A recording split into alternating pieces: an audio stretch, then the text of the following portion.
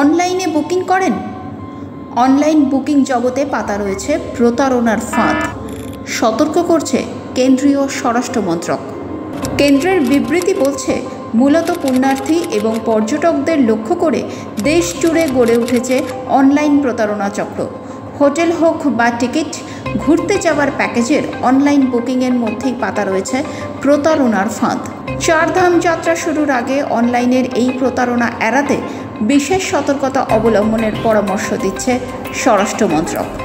পেমেন্টের আগে সবসময় ওয়েবসাইটের বিশ্বাসযোগ্যতা যাচাই করুন। গুগল, ফেসবুক বা হোয়াটসঅ্যাপের অচেনা লিঙ্কে ক্লিক করা থেকে বিরত থাকুন।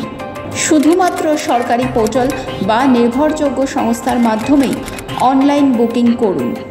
সম্পূর্ণ বুকিংয়ের পর তার সত্যতা আরও একবার যাচাই করে নিন। ভুয়ো ওয়েবসাইট বুঝলে অভিযোগ জানান ন্যাশনাল সাইবার ক্রাইম রিপোর্টিং পোর্টালে। সামান্য অসাবধানতাই ডেকে আনতে পারে চরম বিপদ, তাই অনলাইনে টাকা পেমেন্ট করার আগে সতর্কতা অবলম্বন করুন।